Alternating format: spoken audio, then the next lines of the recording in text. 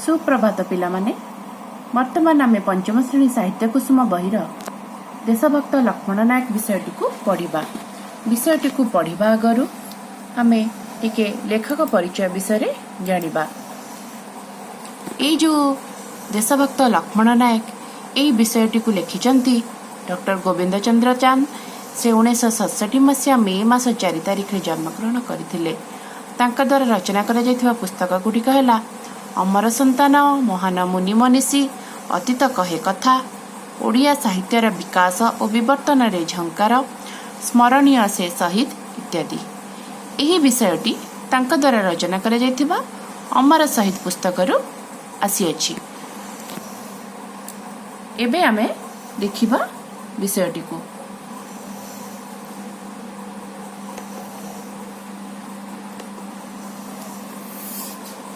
ये जो छविटी को तुम्हें देखुच यह होची लक्ष्मण नायकंकर छवि।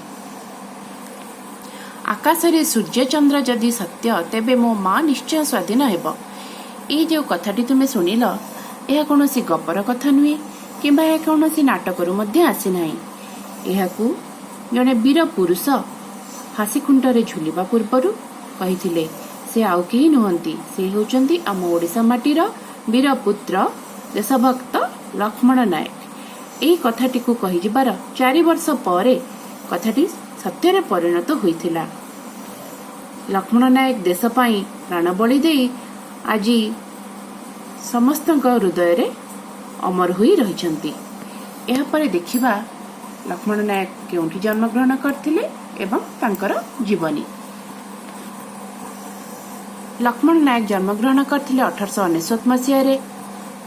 से कोरापुट जिल्ला रे जन्मग्रहण करथिले। अविभक्त माने विभक्त जी नुहे। अविभक्त कोरापुट जिल्लार तेंतुली गुमा अंचल रे थिबा गाँ गुड़िकरू खजना असुल करबा काम रे जयपुर राजा तांका बापा पदलाम भूमिया को मुस्तादार भाव में नियुक्त करथिले। पिला माने खजनार अर्थ कौन? खजना अर्थ कर, असुल अर्थ आदाय। कर आदाय करबा काम रे जयपुर होची कोरापुट रो एक जगह। से जयपुर राजा लक्ष्मण बापा को ए कार्य रे नियोजन करथिले। तांका बापा को नाम पदलाम भूमिया। पदलाम भूमिया मध्य पदलाम नायक नाम रे जनाशुना थिले। बापा परि लक्ष्मण थिले कर्मठ। कर्मठर अर्थ होची कर्म बा कार्य रे जे निपुण, जे कर्म करने को भल पाती, जे अलसुआ नुहंती।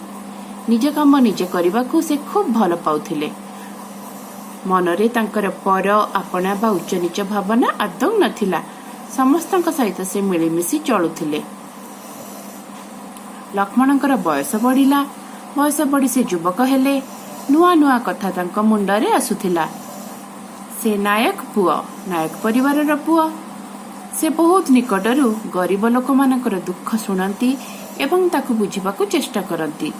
जो जो नीति नियम गरीब वनवासी लोक मानकू असुविधा रे पकाउतला से कथा आसी तांका बापा निकटरे अभियोग बा आपत्ति करती। से आदौ अन्याय को देखि पारती नहीं। जेउठारे अन्याय हुए अन्याय को देखि तांका मनरे विद्रोह जागी उठे। मात्र 19 वर्ष बयस रे लक्ष्मण को विवाह करा जायतिला।